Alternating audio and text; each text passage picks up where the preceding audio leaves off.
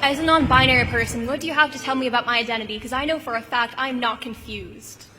Okay, next question. Great statement. That's a statement. That's a statement. Okay, you know your identity. You're not confused. Congratulations, sweetheart. Thank you very much for your statement. Hi, how are you? Hi, I was wondering where you got your statement, your statistic about people who transition, detransition, as well as that you are infertile after transitioning. Because I myself take hormones. I do testosterone injections, and I've gone through a lot of doctors, and none of them told me that was true. Okay, so on my podcast, I actually cite all the sources. If you look up my name and my podcast, you can, I mean, it's in so many articles, and also, as I said, sexchangeregret.org actually lists all of these statistics with their sources. So obviously, I can't give you a hyperlink as I'm standing on the stage, but you can definitely find it on my podcast, and you can find it on sexchangeregret.com. Thank you for the question. That was, I think, the first question we got there. Hi. According to Britannica, the definition of the nuclear family has expanded with the advert of same-sex marriage. Children in nuclear families may be couples' biological or adopted offspring. Does this mean that the merch you sell supporting, nuclear families means that you support trans couples adopting, gay couples adopting, and spreading this rhetoric that you talk about? So you're talking about the expansion of definition. So right now they've expanded the definition of woman to include biological males. This gets back into what I was saying earlier about the left's controlling linguistics and just pretending that, okay, a nuclear family can now be two trans parents that are adopting a child. That is not the nuclear family unit that I am talking about. I believe that I am talking about marriage between a male and a female, which naturally and biologically produces children. So no, I do not take that new updated definition of what it means to be a woman or what it means to be a nuclear family. Thank you for your question, though. Hi. Hello, my question is a little bit of a different speed. Earlier today you mentioned Patricia Cullors or somebody from the BLM movement, and you said that her only qualifying factors for speaking about different things and issues was because she was black. And during the White House hearing about white supremacy, you was on that, and a question was asked whether white supremacy is a threat or not, and your only qualification to speaking on that was being black. So what do you say to people that say you're being a hypocrite? Yeah, so I didn't say on this stage that Patricia's only qualification was being black. I said that people gave her tens of millions of dollars, had no idea where it was going to go, and were happy to do it because she was pirating. She just kept saying Black Lives Matter, Black Lives Matter. It was stupid. They lost their money, bad investment. Oh well, too bad, so sad. Regarding qualifications to speak on what's harming Black America, you just have to be able to examine actual statistics, right? Are you telling me, would you honestly say that when you walked into this room today, you were afraid that white supremacy was going to kill you? I asked this to Black people to be honest. Are you afraid that a Klansman is going to come down the street on horseback and pick you up? Be honest. I'm personally not afraid. Okay, so that's it. So when I was speaking at the congressional testimony, I was saying, my experience being black in America, I don't know any black people that are fearful to walk down the street because they think a Klansman's going to come get them, right? But I can list you tons of black people that grow up in poverty, that grow up in the hood, that grow up around gang culture, that are fearful. When you examine black on black crime rates, when I was just talking about illiteracy rates, I said that I could list 100 things the black community is suffering from today before I got to white supremacy, and yet the focus and the emphasis in the school system has been to brainwash us to believe that white people want to kill us around every single corner, and I think that that's a harmful ideology because it doesn't allow us to actually focus on the things that we're suffering from. Number one, I would say is father absence. We need to get our families back together. We have to stop letting the government raise us.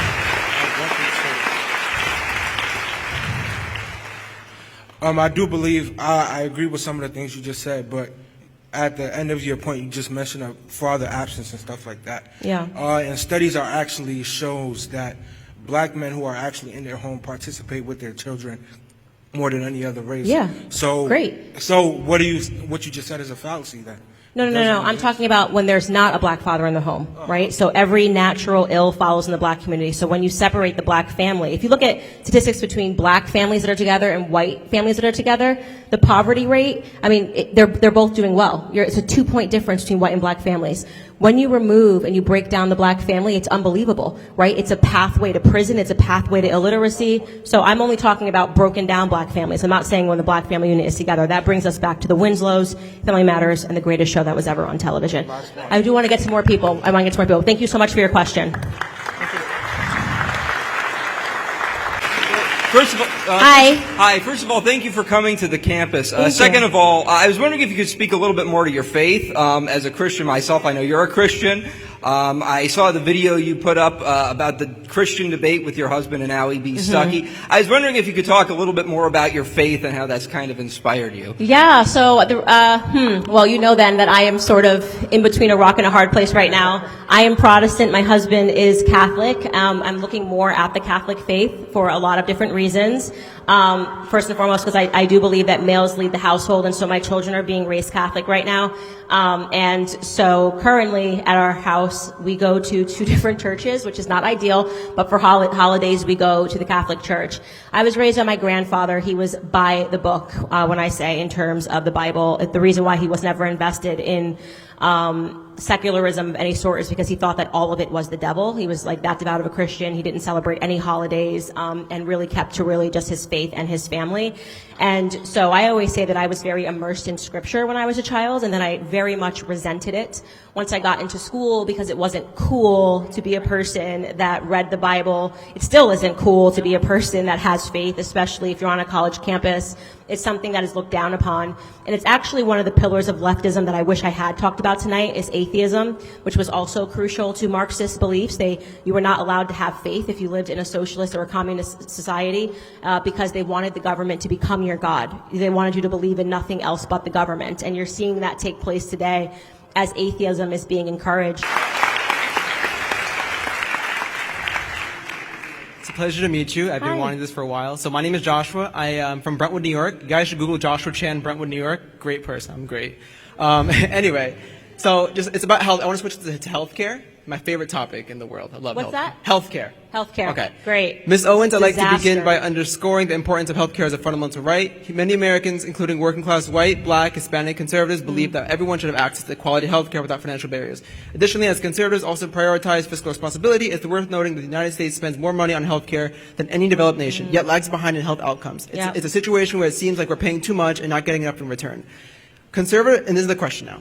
Conservative healthcare policies have often emphasized individual choice and market-based solutions. However, it's been observed that private health insurance companies often prioritize profit margins over patient care and can lead to administrative inefficiencies. In contrast, universal healthcare systems, as seen in many developed countries, not only ensure that healthcare is a human right for all, but also achieve a greater cost-effectiveness and efficiency. From a moral and fiscal standpoint, it's a compelling argument to eliminate the middleman, reduce administrative costs, and negotiate lower drug prices to make healthcare more accessible and affordable for all Americans. Lastly, no one in this room likes their health insurance company. No one. Essentially, especially when the health insurance companies deny care. People like their doctor. Okay, I get it. Last question. Sorry. So, how can conservative healthcare policies align with these moral principles of equity and compassion and ensure that everyone can access healthcare without financial hardship? Okay. We're gonna do two more questions after this, maybe. Okay, that's a long one. 2 more, guys. I'm sorry, we're not gonna be able to get to all of you.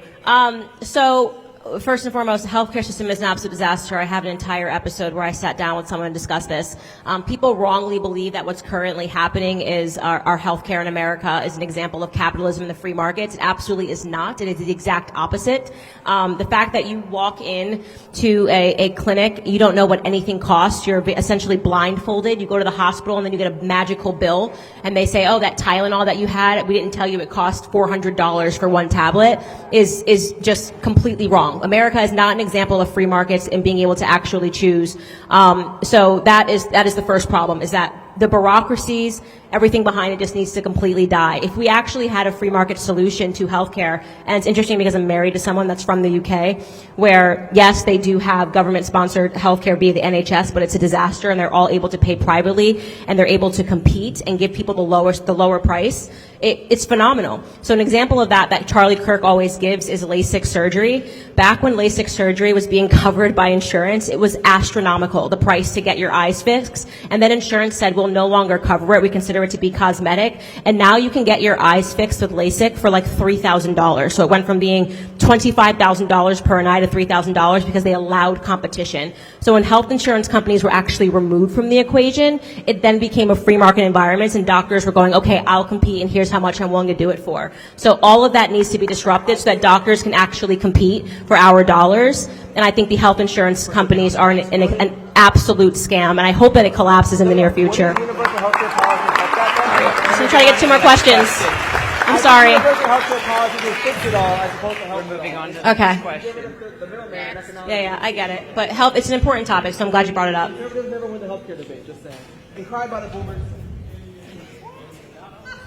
Hi. So you mentioned earlier about the importance of reading and how that helps people be more enlightened and speak and think more freely. What do you think about that when we're thinking about book bans happening in states like Florida? So I want to be careful because now we're getting a lot of books, and I'm not sure that they are the books that should be in classrooms, like White Fragility, which they're passing around, which is just really state topics that are being implanted into people's head. I'm talking about true education, like people actually learning hard academics and not fluffy ideologies. But what book ban are you talking about when they're banning like CRT? I believe there's been a variety of books related to... But they're not banning you from buying them. They're saying we're not going to have them in the school system. Yes, at school, totally libraries, fine. and it's also with LGBTQ plus books and related topics. For kindergartners, yeah. I think sexuality and little 5-year-olds don't mix.